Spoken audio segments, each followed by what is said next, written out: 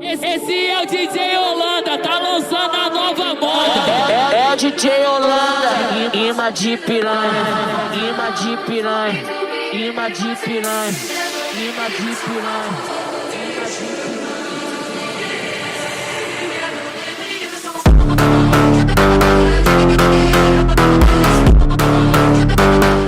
But just for sake of demo today, she's gonna feed the rear naked choke. I'm gonna let her. So choking arm comes in, she commits and she grabs me here. I have to take both of my hands. I see this all the time. People come up with one hand and they start fighting the foot. Not a good idea. She's got my back, she's got two arms. I've got a couple seconds of consciousness. The farther into the match or the round or the fight that I am, the more my blood's pumping. It's gonna cut my gas supply off to my brain earlier. So I have a very limited amount of time. Once they lock up the rear naked choke, don't play with the feet. Don't worry about your lower body. First thing I have to do is clear this. Now we're gonna rotate this a little bit. The idea is never play at the choking arm, right? You see it in movies all the time. People going, yes, absolutely wrong.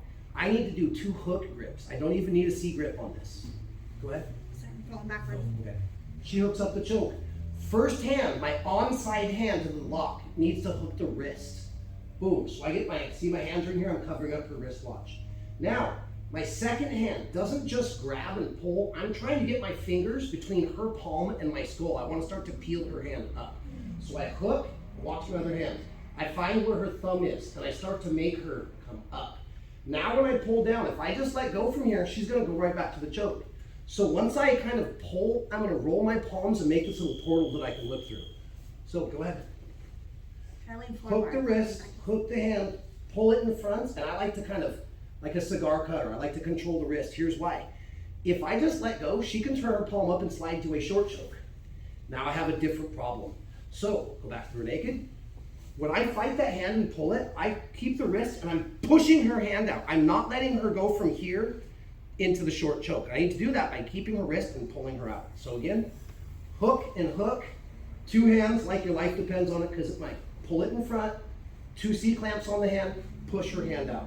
Now there's a couple ways that we could get out of this, but here's the way that I'm gonna show us first today. The only way we'll go over today, and in the future we'll go over different ways. If her hand is still connected, I cannot get her hand over my head to the other side. Watch what happens, it chokes me. So instead, now that I pull the hand and I keep pressure outwards, I need to, and I may even have to let go with one hand, but I keep a strong grip. I'm gonna bring it over here. See how her hand wipes off?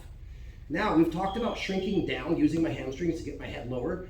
When I do this, I shrink down and I circle her elbow. I'm still with outward pressure. So I block, I bring out, I get her fingers off her biceps. I'm gonna rotate all the way over, and now I'm gonna hug this elbow as tight as I can and keep like I'm holding a phone, ear pressure. Now, a lot of times they're gonna have good hooks. So what I'm gonna do is I need to roll towards her elbow, and it's like I'm trying to make her high five the mat. If I keep my legs bent, there's a nice little notch for her heel. So what I like to do is straighten my leg out and then just pummel under. There's no more notch. So as she's got her hook, instead of leaving here and turn, she turns with me. I'm gonna straighten my leg, kind of wipe the mat, make her high five, and I'm gonna turn towards her elbow. Put her down the mat. And the second I get here, I need to get my head in the air as soon as possible. Now I can attempt to pass the guard or deal with the guard if I do that. So again, a little different for you this time. 2-on-1 the hand, make the portal, pull her hand away so she can't slide to a rear naked choke, to a short choke. Pummel, pull, unclasp, shrink down, circle the elbow over, hug it tight. Now, if her hook is still in, run the circle with my legs. Now I'm coming up to my knees, making her high five the mat, getting my head in the air. Boom, now she's back in front of me. Good, so last time. Smooth but slow. Here I am, I forget to do the Home Alone defense. She feeds in the choke. 2-on-1, push, circle, turn, and she's in front of me. Okay. Same thing, we'll run 5 minutes. You guys can go 5 and 5, 2 and 2, 10 and 10. Let's just make sure we get even reps, and I get nothing but eyeball time for you guys today. Ready? 1, 2, 3. Okay, technique part 2. You guys hear me mention the technical names also. Kata hajime, fancy if you want to remember it, coat hanger choke. Some gyms will also call this a single wing choke, whatever you want to call it. I'll always usually call it coat hanger. But again, if you guys are in a tournament, I'm like, coat hanger, the other person knows what it is, they might start hiding their elbows. If we learn those extra, like the traditional Japanese terms for it, kata hajime. Kata hajime. So however we want to do that today, coat hanger, kata hajime, single wing choke, whatever you like to call it. Now she's in the seat belt. She's hiding her top hand as she should be. Remember, this makes her the first hand I fight is this one. She can always transition to the collar. Now on Friday, let's take the coat hanger out first. On Friday, we talked about if she gets this grip right here. Were you guys here on Friday? So what we're gonna do is we're gonna combine, well, if you weren't, no big deal, we'll go over both We of them talked today. about it Monday too. Monday, I think, right? Yeah. So let's just say we're only dealing with this, I call it the cross collar. She's coming across my collar, we number our grip, this is the foregrip. So this cross collar foregrip, the way I would deal with this, and I'll show this as a whole here in just a second. Everybody wants to try and fight this or try and fight the grip. It's not that it's wrong, it's just a lot harder, man. That's like running 20 miles rather than running 1 mile. I'd rather run 1 mile, I'm lazy, right? So rather than fight this grip, what I would do is, I'm gonna do one of two things. I would come right underneath the grip, and for every pound of pressure she pulls my collar, I match that with the pound of pressure. This is what I consider like a stalemate, right? I'm using a lot more energy than her. I'm gonna tire out pretty soon. She's gonna figure out how to like trap my arms, and now I'm gonna be in big trouble. So this one is okay, where I will straighten my own collar out, get a counter grip, and I will stalemate. Every pound, she puts 40 pounds, I put 40 pounds. What I prefer to do a lot of times is, since we're in the gi, I'll pick up the number 1 grip at the end of their sleeve. So yes, I can pull on my collar, I can counter pull, but what I like to do is pick up the 4-finger pocket grip like we do all the time. This grip, why? I can still, for every pound of pressure she puts this way, I can counter pull. Now the counterproductive thing, the counterintuitive thing that most people think about is, why would I pull her deeper into the choke? But it's because this pocket on the elbow, I need to find that pocket on the elbow. So I need to pull her elbow in front of my chin. So she gets the cross collar foregrip, I would grab my 1 grip, I would grab behind the elbow. It can be the tricep, it can be the shoulder, and the idea is I want to pull her deeper into the choke. I actually want to pull her elbow in front of my face. Now that pocket is a lot closer to my chin. So I would turn my chin, I would find the pocket inside of her elbow, and now the same concepts that we just ran. I would put my chin down, I would start to punch her elbow up as I moved my body down, then I would circle the elbow to the other side, hug it tight. If my leg's caught, I would turn, post her hand to the mat, and then I'm off to the races. So that was a little bit Friday, a little bit Monday. Now we're gonna do the same thing, but let's add in, what if they go with coat hanger choke, kata hajime. So, now, she has seatbelt. She is able to transition to not only my collar, but now I'm in double jet. Go ahead and grab my collar. Now, this hand goes to the back of my head. Remember what she wants when we run this. She wants my elbow in the air when I teach this offensively. Why? Because the counter is this. If her elbow is in the air, she can get a good purchase and push on the back of my head and make me tap. So the first thing that we're gonna do today, before we do the exact same thing to unwind the cross collar foregrip, I've got to deal with this arm, okay? Right now, she's making me kind of raise my hand and ask a question. So what I gotta do is bring my elbow back down. Watch what happens to her hand. Let's rotate just a little bit. If, and she'll let me do it this first time, if I'm able to just drop my elbow, watch her hand slide off the back of my head. No more coat hanger choke. So, sometimes when she transitions, she goes coat hanger choke. Go ahead. I'm able to just kind of muscle through it and bring my arm down. But realistically, when someone's got that adrenaline, they know they're about to get a tap, I might have to grip my hands, because 2 arms are stronger than 1, and pull my elbow back down to my hip pocket. So if I have to grab and wipe that hand off, and now that I have her hand down, I lock that in so she can't transition to my grips. Now I do the same thing. I'm gonna pick up the 1 grip, go behind the elbow, pull it deeper, chin pummel as I push up, use my hamstrings to shrink down, circle the elbow, hug it tight, and then start to turn towards the elbow. If my foot's caught, what do?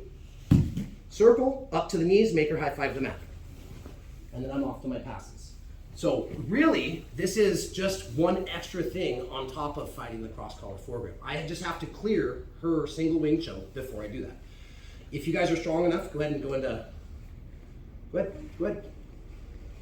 If I can bring this down, cool. If you guys ever get there, there's somebody strong behind you and you like this, just gable your hands. Use this to pull and this to come down. Wipe that hand off. And then chicken wing, don't let her transition. I like to keep that hand there. 1, 2, turn, pummel, shift and hug. And now I can't come straight over here, so I just unwind the position.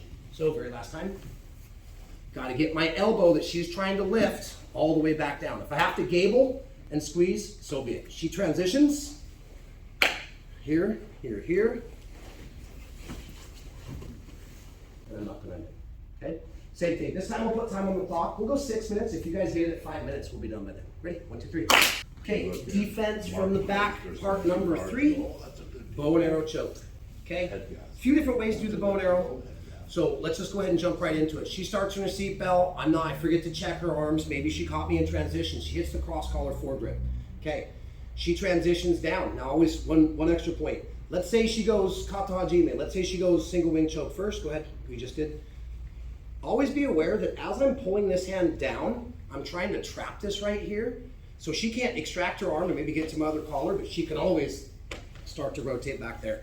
So, and also, keep that one. I always call it the fire alarm. You guys know the drill. If you hear the fire alarm going off early, you can go put out the little kitchen fire. But if you wait for your whole house to be engulfed in flame, you're going to be lucky. So if you make it out. So it's the same concept here.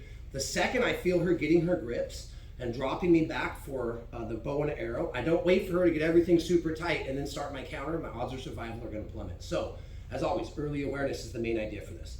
So here I am trying to block down. Maybe I kind of forget and I'm starting to check this and I leave my elbow up. She transitions to my outside 7 grip on my knee. Go ahead. Now remember, she's got to get her feet over my hip. Now you can bow and arrow if just your feet are here. She can create enough tension. But remember, what she's trying to do with this outside leg is get over my shoulder. Why? I'm going to show you here in just a second. So if she can get that leg over my shoulder and cross her feet, go ahead.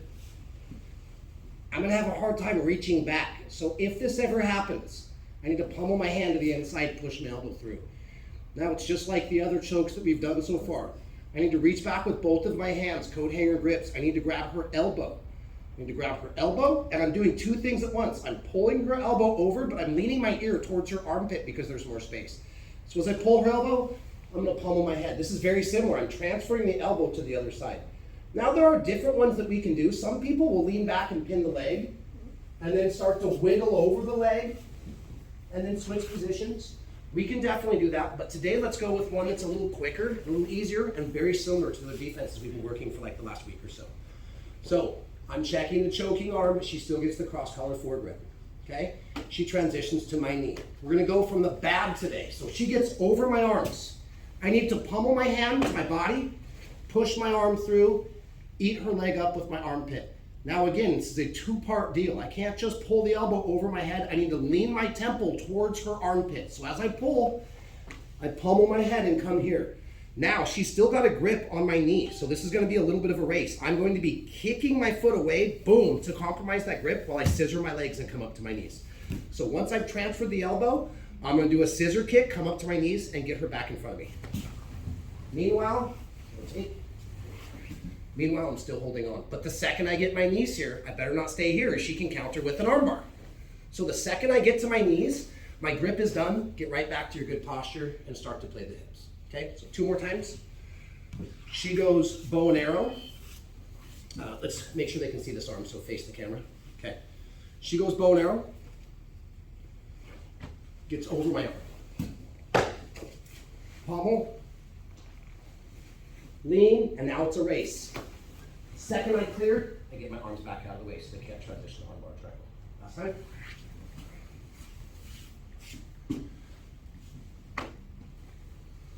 Am I starting to seatbelt? Go ahead.